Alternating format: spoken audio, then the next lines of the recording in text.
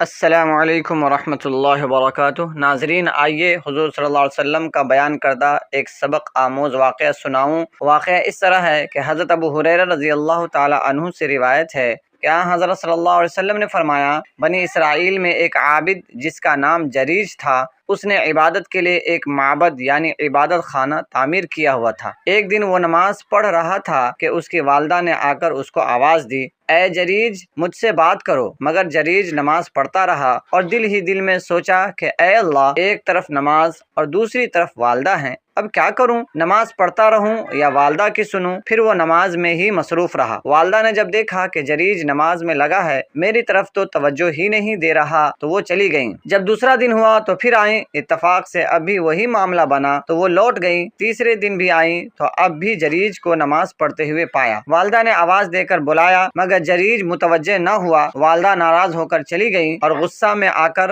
بددعا دی کہ اے جریج، تمہیں اس وقت تک موت نہ آئے جب تک تم کسی بدکار عورت کا منہ نہ دیکھ لو۔ والدہ کی دعا قبول ہو گئی۔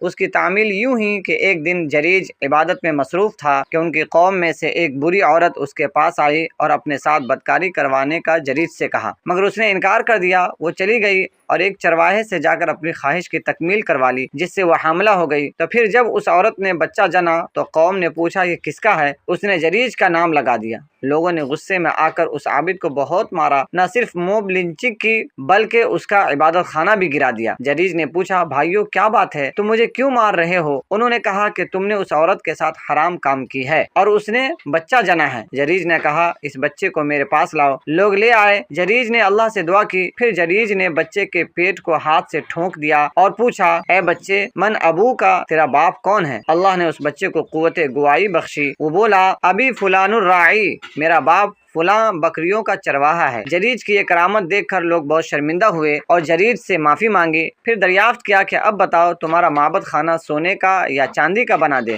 اس نے کہا، نہیں، بس مٹی کا ہی بنا دو۔ اس واقعے سے یہ سبق ملتا ہے کہ والدین کے ساتھ حسن سلوک کرنا چاہیے اور ان کی بددعا سے ہمیشہ بچنا چاہیے۔ یہ بھی یاد رہے کہ اگر والدین اللہ اور اس کے رسول صلی اللہ علیہ وسلم کی نافرمانی کا کہیں تو پھر یہاں والدین ہی کیا، کسی کی بھی بات ماننا جائز نہیں ہے۔ یہ ویڈیو آپ کو کیسی لگی کمنٹ باکس میں ضرور بتائیں۔ چینل کو سبسکرائب بھی ضرور کریں۔